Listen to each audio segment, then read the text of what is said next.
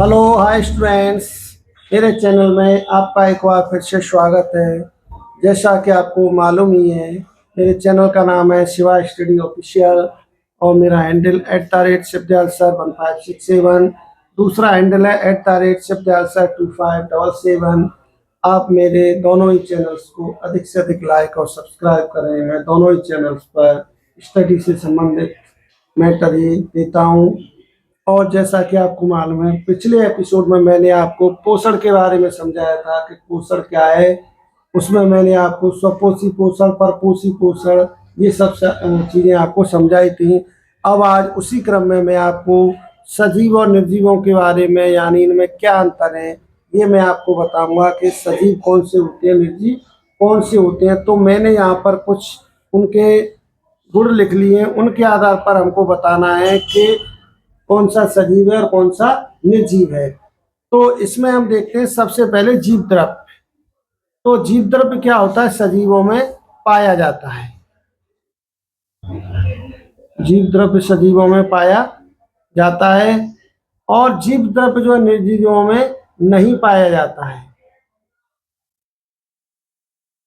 नहीं पाया जाता है। जीव द्रव्य से आप मतलब समझ रहे हैं, यानी सेल्स, कोशिकाएं, या जिससे जीवन की उत्पत्ति हुई है कोशिकाएं, वो सब इसमें जीव द्रव्य जो है पाया जाता है सजीवों में, और निर्जीवों में जीव द्रव्य नहीं पाया जाता है। अब इसके बाद उपापचय, या जिसको कहते हैं मेटाबॉलिज्म या पाचन क्रियाएं। तो सजीवों में क्या होता है कि सजीव, आप सभी जानते हो कि वो भोजन करते हैं, खाना खाते हैं। तो जब भोजन करेंगे तो उसको पचाएंगे भी। तो जब पचाएंगे तो किसके द्वारा होगा, पाचन क्रिया के द्वारा, मेटाबॉलिज्म के द्वारा।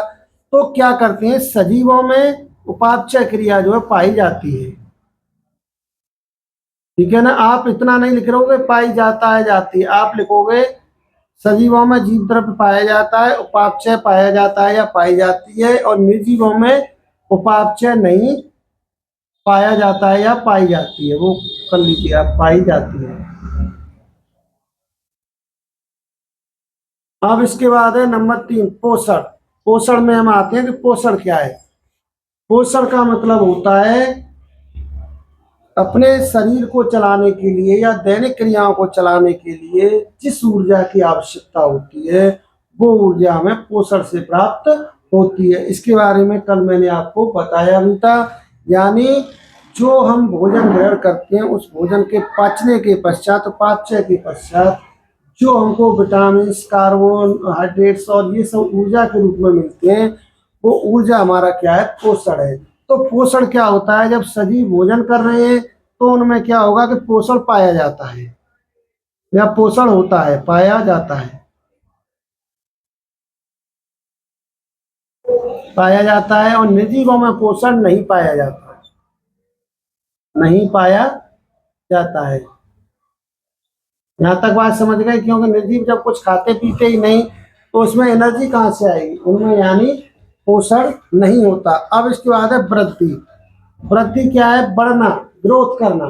जैसे सजीवों में जैसे मनुष्य है, उसका बच्चा छोटा पैदा होता है, 2-2.5 किलो वजन होता है, लेकिन जैसे जैसे वो पोषण भोजन खाता है उसके बाद ऊर्जा मिलती है और उसका शरीर ग्रोथ करता जाता है।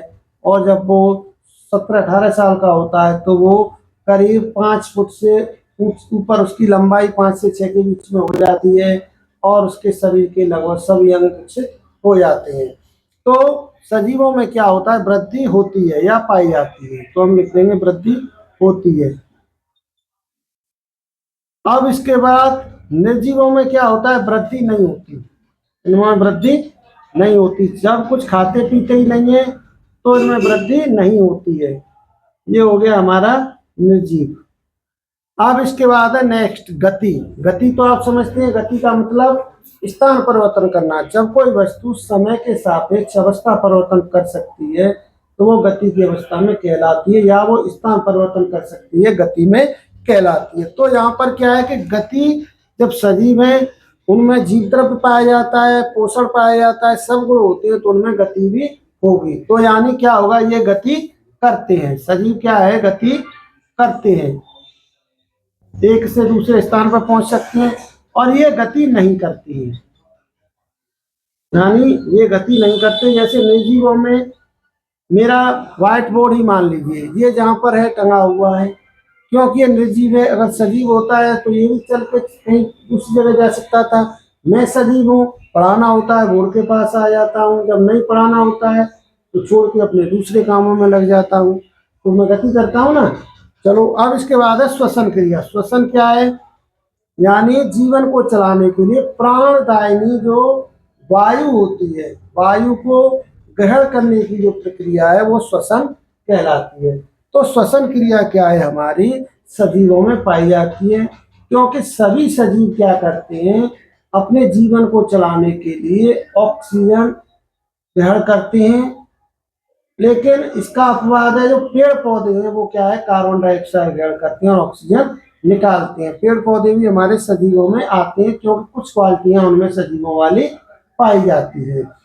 तो अब इसमें क्या हुआ कि हमारा श्वसन क्रिया सजीवों के अंतर्गत पाई जाती है। जैसे हम श्वसन अंग है, हमारे श्वसन अंगों में क्या आता है, हमारा नोज है, नोज के द्वारा एयर अंदर जाती है, निकलती है, अंदर श्वसन नली होती है, और श्वसन नली हमारी फेफड़े होती हैं, फेफड़ों से जाकर ये कनेक्ट होती है। फेफड़ों में कूपकाएं पाई जाती हैं, वहां पर हवा जाके भर जाती है, वो फूलती है, पिचकती है और हवा बाहर निकलती है, और वो ऑक्सीजन हमारी क्या करती है, पूरे ब्लड में जो है ऑक्सीजन के साथ चलती है, और प्रत्येक अंग में ऑक्सीजन पहुंच जाती है। और मस्तिष्क में ऑक्सीजन की बहुत अधिक आवश्यकता होती है।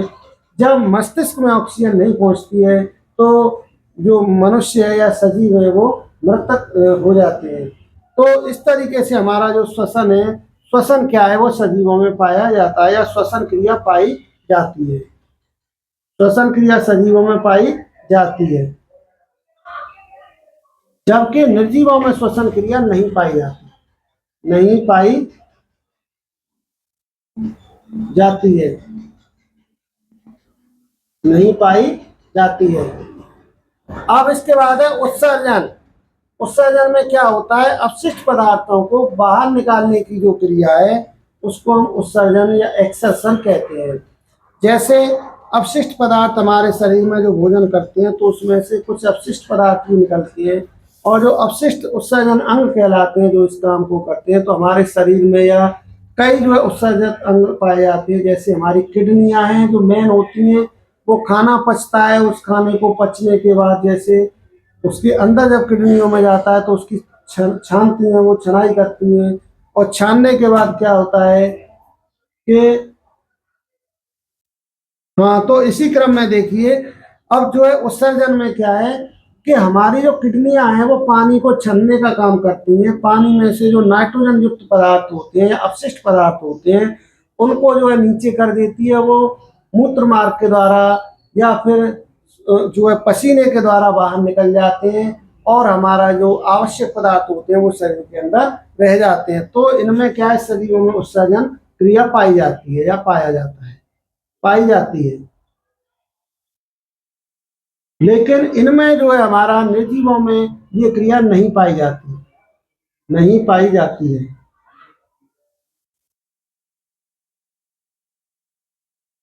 अब इसके बाद है जनन। जनन का मतलब क्या होता है, अपनी पीढ़ियों को आगे बढ़ाने के लिए संतान उत्पन्न करने की जो क्षमता होती है उसे हम जनन कहते हैं, या प्रोडक्शन या रिप्रोडक्शन कहते हैं। जिसमें क्या होता है, सभी सजीव का एक निश्चित जीवन काल होता है, उस जीवन के काल के पश्चात उसका शरीर नष्ट हो जाता है, तो वो क्या करता है, अपनी अगली पीढ़ियों को चलाने के लिए अपनी संतान उत्पन्न करता है, और उसकी संतान जो है उससे आगे तक जीवन जीती है, फिर उसके बाद उनकी संतान, ये क्रम इस तरीके से चलता रहता है। इसी प्रकार से हमारी सृष्टि अभी तक चल रही है, क्योंकि एक ही व्यक्ति ज्यादा समय तक जीवित नहीं रह सकता है। नॉर्मल जो इस समय मनुष्य की आयु है 80 के आसपास मानी गई, 80-90। लेकिन कुछ तो जैसे अचानक जल्दी भी हो जाते हैं, लेकिन 80 या 70 आप मान के चलिए, तो उतने में जैसे उसका अगर बच्चा हो जाता है वो 70-75 का खत्म हो गया, जब तक उसका बच्चा 30-35 का हो जाता है, फिर उसके बच्चे हो जाते हैं, तो यानी वृद्ध होते चले जाते हैं, वो नष्ट हो जाते हैं, फिर उनके बच्चे, फिर ये क्रम चलता रहता है। इस क्रिया को हम जनन कहते हैं। तो ये जनन क्रिया जो है सजीवों में पाई जाती है, जनन क्रिया सजीवों में पाई जाती है, लेकिन ये जनन क्रिया निर्जीवों में नहीं पाई जाती है। क्योंकि वो ऐसा नहीं करते हैं। तो मैं उम्मीद करता हूं कि यहाँ तक आप जो सजीव और निर्जीवों के अंतरों के बारे में अच्छे से समझ गए होंगे, और इसमें नहीं समझ में आया हो तो आप मुझसे पूछ सकते हैं। जीव द्रव्य के बारे में लेंगे तो जीव द्रव्य सजीवों में पाया जाता है, निर्जीवों में नहीं पाया जाता है। उपापचय सजीवों में पाया जाता है, इसमें नहीं पाया जाता। पोषण इसमें सजीवों में पाया जाता है, निर्जीव में नहीं पाया जाता है। वृद्धि सजीवों में होती है, निर्जीवों में नहीं होती है। गति सजीव गति करते हैं, निर्जीव गति नहीं करते हैं। श्वसन क्रिया सजीवों में पाई जाती है, निर्जीवों में नहीं पाई जाती है। उत्सर्जन क्रिया सजीवों में पाई जाती है, निर्जीवों में नहीं पाई जाती है। जनन क्रिया सजीवों में पाई जाती है और निर्जीवों में नहीं पाई जाती है। इस तरीके से मैंने आपको 8 नंबर या 8 अंतर बता दिए। अगर आपकी परीक्षा में ये क्वेश्चन 4 नंबर में आता है तो आप 8 अंतर लिखिए, अगर ये 2 नंबर में आता है तो आप 4 नंबर लिख दीजिए, तब ये क्वेश्चन आपका पूरा हो जाएगा। कोई भी 4 जो आपको आसान लगे 2 नंबर में आप कर सकते हो। तो मैं उम्मीद करता हूँ कि आप सजीव और निर्जीवों के अंतर के बारे में अच्छे से समझ चुके होंगे। इसी के साथ इसके चैनल में अब मैं नए एपिसोड में नए टॉपिक के साथ आपसे कल मुलाकात होगी। इसी के साथ ओके बाय, धन्यवाद।